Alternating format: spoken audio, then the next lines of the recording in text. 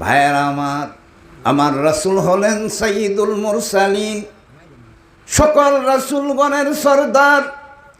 আমার রাসূল হলেন ইমামুল মুরসালিন, সকল রাসূলগণের উনি ইমাম। কলমার মধ্যে কথাগুলো আপনারা পড়ছেন, আমি একটু স্মরণ করাই দিই। 3 নম্বর কলমা, সবাই পড়েন, লা ইলাহা ইল্লা আনতা ওয়াহিদাল্লাহ সানিয়া লাকা মুহাম্মাদুর রাসূলুল্লাহি ইমামুল মুত্তাকিন রাসূলুর রাব্বিল ইমামুল মুত্তাকিন। আমার রাসূল ইমামুল মুত্তাকিন। 3 নম্বর কলমা। 4 নম্বর কলমা সবাই পড়ি, লা ইলাহা ইল্লা আনতা নূরাই ইয়াহদিয়াল্লাহু লিনূরিহি মাইয়াশাউ মুহাম্মাদুর রাসূলুল্লাহ ইমামুল মুরসালিন খাতামান নবীন। আলহামদুলিল্লাহ। কলমার মধ্যে আছে না নাই?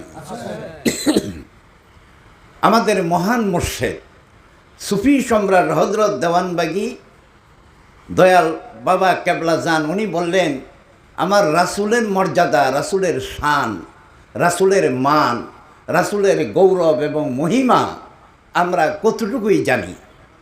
আমরা বলি তিনি নবী ছিলেন, আমরা বলি তিনি রাসূল ছিলেন। আমার নবী শুধু নবী নহেন, উনি হলেন ইমামুল আম্বিয়া। যত নবী জমিনে আগমন করেছেন, সকল নবীর ইমাম ছিলেন আমার নবী। ঠিক নেই? যত রাসূল জমিনে আগমন করেছেন, সকল রাসূলগণের ইমাম হলেন আমার নবীজি। উনি ইমামুল মুরসালিন, উনি ইমামুল আম্বিয়া। আমার মহান মুর্শিদ বলেন, নবীজিরে যখন তোমরা সালাম দিবে, ওই সর্বোচ্চ মর্যাদা ধরে, সর্বোচ্চ খেতাব ধরে।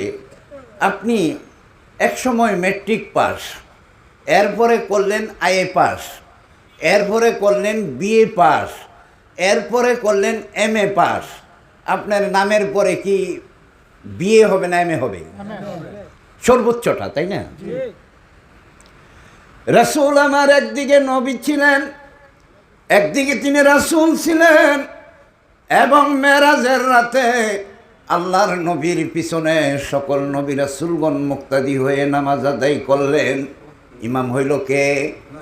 আমাদের রাসূল হলেন ইমাম। আল্লাহর নবী যখন গেলেন, সকল নবী রাসূলগণ ওখানে মুক্তাদি হয়ে দাঁড়িয়ে গেছে।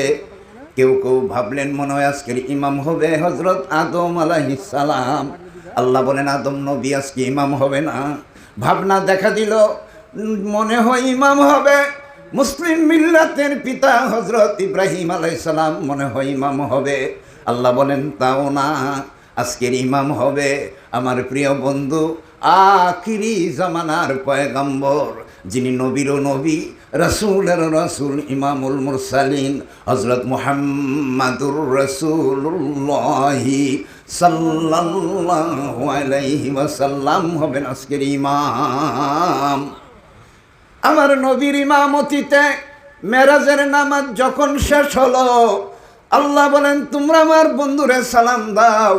সকল নবীগণ গেয়ে উঠলেন, ইয়া ইমাম সালাম আলাইকা। নবী রাসূলগণ বললেন, ইয়া ইমাম সালাম আলাইকা। ফেরেশতারা বললেন, ইয়া রাসূল সালাম আলাইকা। আল্লাহ ওখানে ছিল কি? আল্লাহ কি কয়? আল্লাহ বলেন, ইয়া হাবিব। হাবিব মানে বন্ধু, ও গো বন্ধু। ইয়া হাবিব সালাম আলাইকা। আলহামদুলিল্লাহ। আল্লাহ হাবিব বলে সালাম দিলেন।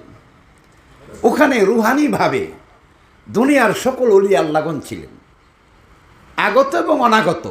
যারা দুনিয়াতে আইসে গেছে তারাও, যারা এখনো আসে নাই ওনারাও। ওখানে আপনিও ছিলেন। ইমানদারেরা ছিল, সকল ওলি আল্লাহগণ আমার রাসূলকে সালাম বলে উঠলেন, সালাওয়াতুল্লাহ আলাইহি। কত বড় নসিব আমরা দেখেন। একটু আগে মিলাদ হইল, এখানে 4টা বাক্য বলা হয়েছে। কয়টা? ইয়া ইমাম সালামু আলাইকা, ইয়া রাসূল সালামু আলাইকা, ইয়া হাবিব সালামু আলাইকা, সালাওয়াতুল্লাহ আলাইকা। এখন প্রশ্ন, আপনি যখন আমারে সালাম দেন, সালাম বলেন আসসালামু আলাইকুম, আর নবীজিরে সালাম দিলেন আসসালাতু আসসালামু আলাইকা।